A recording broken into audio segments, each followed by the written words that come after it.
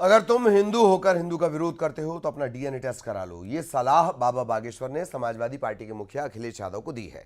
दरअसल एक दिन पहले अखिलेश यादव ने बाबा बागेश्वर का नाम लेते हुए उन पर आरोप लगाया कि बाबा कथा के बदले 50 लाख रुपए लेते हैं और उस रकम का बड़ा हिस्सा अंडर टेबल यानी कैश में लेते हैं। अखिलेश के इसी आरोप का जवाब देते हुए बाबा बागेश्वर ने कहा कि अगर कोई हिंदू होकर हिंदू का विरोध करता है तो उसे अपना डीएनए टेस्ट कराने की जरूरत है।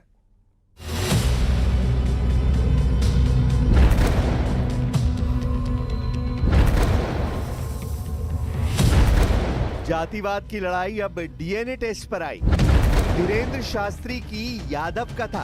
ये बात सही है कि किसी का सिर नहीं मुड़ाना चाहिए।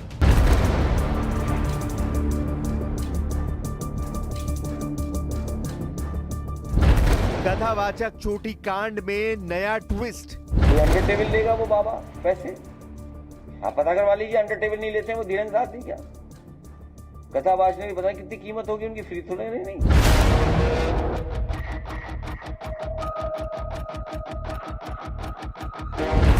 अखिलेश यादव वर्सेस धीरेंद्र शास्त्री। कई कथावाचक हैं जो 50 लाख रुपए लेते हैं। कोई किसी की हैसियत है कि धीरेन्द्र शास्त्री को बुला ले अपने घर कथा के लिए? कोई अंडर टेबल लेगा वो बाबा पैसे? हमारी बात पर बवाल बनाने वाले, तरह तरह के वीडियो बनाने वाले ठटरी के बड़े हरो, सुन लो कान खोलकर। लोगों को शुगर होती है, वो शुगर टेस्ट कराते हैं। किसी का बीपी हाई होता है, वो बीपी टेस्ट कराते हैं। हिंदू होकर के तुम्हें हमसे दिक्कत हो, तुम डीएनए टेस्ट कराओ। धीरेंद्र शास्त्री यही नहीं रुके। उन्होंने महाराष्ट्र की धरती से उन सभी दलों और नेताओं पर हमला बोला जिनकी पार्टी जातिवादी धुरी पर ही टिकी हुई है। सनातनी है, तनातनी नहीं है।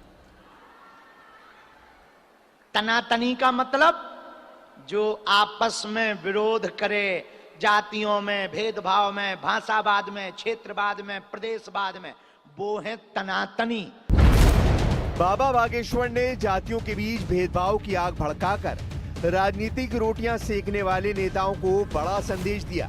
उन्होंने कहा कि अगर भारत को विकसित देश बनाना है तो जातिवाद से राष्ट्रवाद की ओर बढ़ना होगा। जातियों की राजनीति करोगे तो देश का बंटाधार हो जाएगा। देश को विश्व गुरु बनाना है, देश को न्यूजीलैंड, ऑस्ट्रेलिया और अमेरिका जैसा बनाना है तो जातियों से उठकर अब भैया कास्टिज्म के ऊपर नहीं, राष्ट्रजम के ऊपर खेल खेलना पड़ेगा। धीरेंद्र शास्त्री पर अंडर टेबल पैसा लेने का आरोप लगाकर अखिलेश यादव देश भर के साधु संतों के निशाने पर आ गए हैं। बीजेपी ने भी अखिलेश यादव पर एक खास वोट बैंक के लिए सनातन के अपमान का आरोप लगा दिया। जानबूझ करके उनकी पार्टी के नेता कभी धर्म ग्रंथों को लेकर टिप्पणियां करते हैं, कभी साधु संतों को लेकर टिप्पणियां करते हैं, कभी भगवा पर टिप्पणियां करते हैं और कभी कथावाचकों को लेकर के, जाति को लेकर के टिप्पणियां करने का काम करते हैं।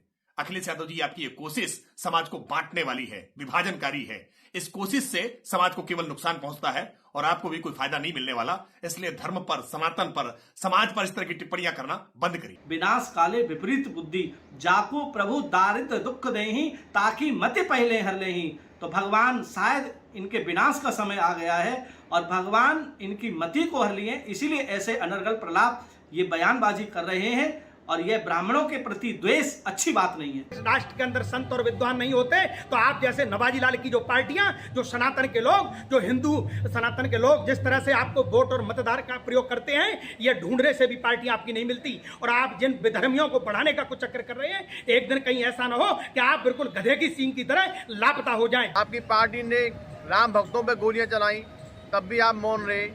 आपने हज हाउस बनवाया, करोड़ों रुपए का जो हज हाउस बना उसमें सनातनी हिंदुओं का टैक्स का पैसा लगा है। तो आपने सनातन धर्म के लिए कोई कार्य किया हो तो बताओ। आपने तो हमेशा सनातन के विरोध में ही कार्य किए हैं। आपकी पार्टी ने हमेशा सनातन धर्म के मानने वालों को प्रताड़ित किया है। चोटी कांड की कथा में जातिवाद के मुद्दे का राजनीतिकरण होते ही एक साथ कई किरदार इस कहानी में जुड़ते चले जा रहे हैं। हालांकि इटावा से शुरू हुई इस कथा के अगले अध्याय में नया ट्विस्ट क्या आएगा, इसका अंदाजा शायद किसी को नहीं है।